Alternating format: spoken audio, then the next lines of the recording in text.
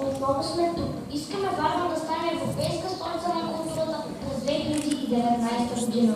Започнахме през 2012 с пътеводител Първолак. През 2013 година Експрес музей създаде маршрути с виртуални екскурзии. Нашето пътешествие продължава. Потегляме от морския бряг с куфър.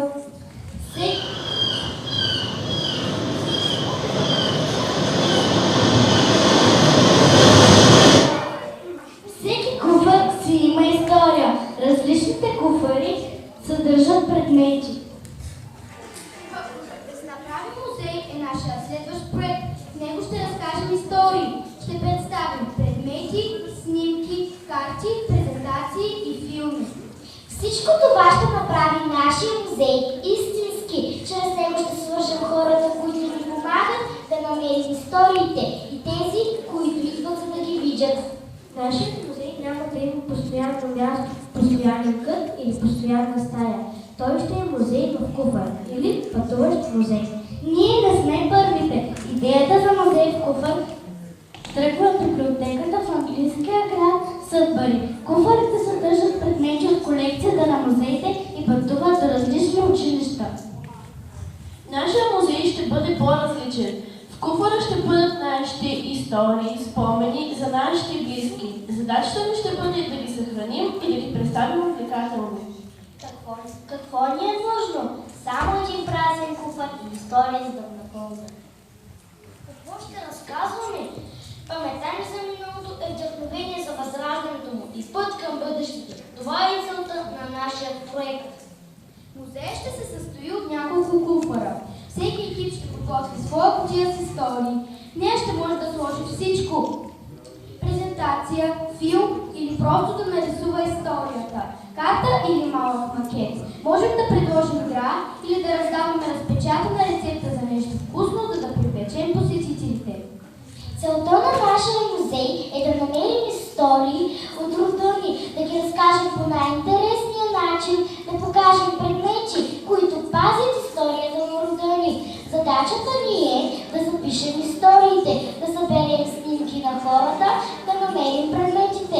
Ако са ценни, да ги снимаме или нарисуваме, да подредим всичко в кашон или куфър, за да могат посетителите на музея да го разгледат. За да запомним родовата история, трябва първо да познаваме хората, които я правят. Тях можем да запомним, като ги подредим в родословно дърво.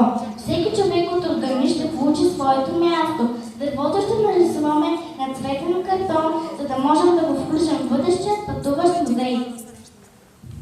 Предметите могат да бъдат различни.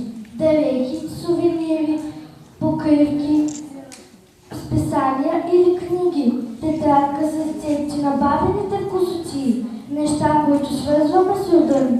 Снимките, картите, рисунките и родословните дървета са подредени в албум или на картон, за да се разглеждат удобно.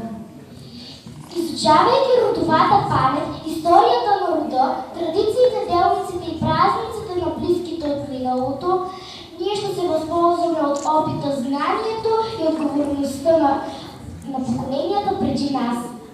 Всяка история, която ще чуем или разкажем, ще бъде една съдба. Всяка пожълтяла снимка от албума, който ще подредим сега, ще бъде спомен за отминало събитие. Предметите, които ще поставим в нашия куфър, ще говорят за отминали дни.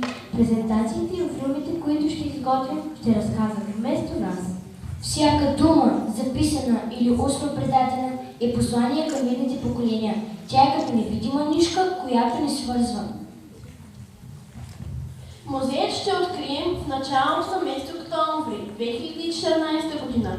Той трябва да бъде много интересен, за да привлече посетители, които след време ще поискат отново да го видят. Ще поканим своите родители да участват в необичайно модно ревю. Те ще облекат нашите униформи, а ние техни дрехи от миналото. Ще поканим нашите баби и дядовци да участват в едно обучение. Те ще работят на компютрите и таблетите, а ние ще пробваме с плетките. Ще завърша с танцова превара, рап и ръченица. В края на своята работа нашият музей в Купър ще предаде на директорката на училището. Желанието ни е той да стане пътуващ експонат от училищния музей. Надяваме се той да влезе във всяка класна стая и всеки урок.